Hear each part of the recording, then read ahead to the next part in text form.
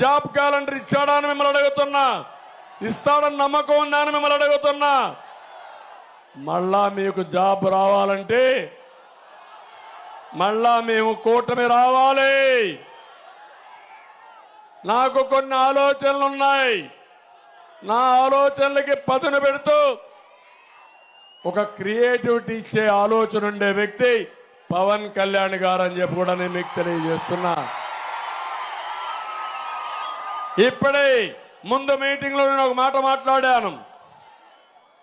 బీసీల యొక్క జనాభాని కులగణన చెయ్యాలి, చేస్తామని నేను ఒక మాట చెప్పాను.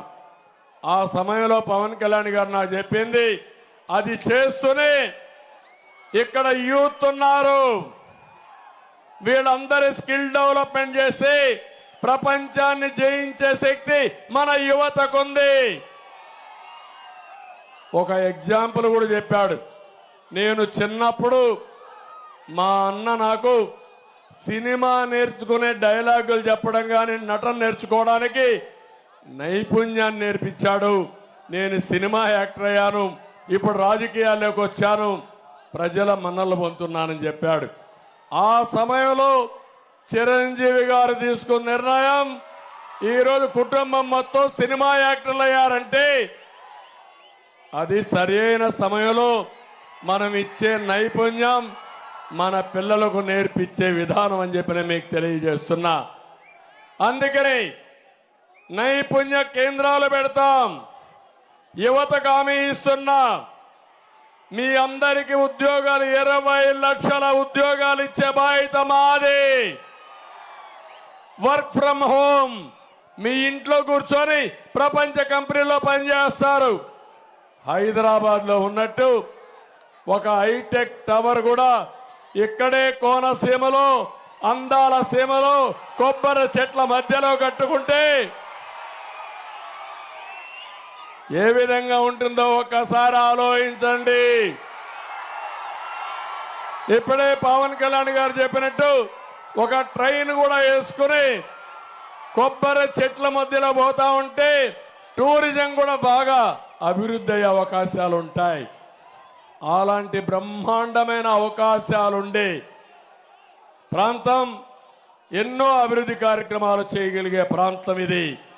నేను అందుకే మిమ్మల్ని అందరినీ కోరుతున్నా, తమ్ముళ్ళ భవిష్యత్తు ఏమమ్మా, ఆడబిడ్డలు మీరు ఆలోచించండి, తల్లిదండ్రులు మీరు ఆలోచించండి. ఈరోజు రాష్ట్రంలో చూస్తే ఎక్కడ చూసినా జే బ్రాండ్ మద్యం వచ్చిందా లేదా ఒక్కసారి ఆలోచించండి. ఒకప్పుడు తెలుగుదేశం పార్టీ టైంలో 60 రూపాయలు క్వార్టర్ బాటలు. ఇక్కడ కూడా చాలా మంది మందు బాబులు ఉన్నారు. ఏం తమ్ముళ్ళు 60 రూపాయలు ఇప్పుడు ఎంత? ఇప్పుడు క్వార్టర్ బాటలు 200 రూపాయలు. అవునా కాదా అని మిమ్మల్ని అడుగుతున్నా.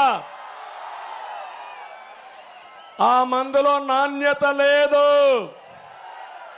ఒక క్వార్టర్ వేసుకుంటే కిక్ ఎక్కదు, రెండో క్వార్టర్ వేసుకుంటే 140 రూపాయలు చౌరం. 2 బాటలు తాగితే ఆరోగ్యం క్షీణించిపోతుంది, గుండెల్లో మంట వస్తుంది, కిడ్నీ సమస్యలు వస్తాయి. కానీ జగన్మోహన్ రెడ్డికి మాత్రం కనికరం లేదు. దీనికి తగినట్టు నేను అడుగుతున్నా, అమలాపురంలో గంజాయి దొరుకుతుందా లేదా తమ్ముళ్ళు అని మిమ్మల్ని అడుగుతున్నా. ఉందా లేదా అని మిమ్మల్ని అడుగుతున్నా. గంజాయి ఉందని వాళ్ళు చేలిపైకి ఎత్తండి. ఏం తమ్ముళ్ళు, తేలుగుట్టిన దొంగల మార్గమునుంటే సమస్య పరిష్కారం కాదు. రాష్ట్రం అంతా గంజాయి ఉంది, అవునా కాదా? ఒక్కరోజు ముఖ్యమంత్రి సమీక్ష చేశాడా? అదే నేను గాని పవన్ కళ్యాణ్ గాని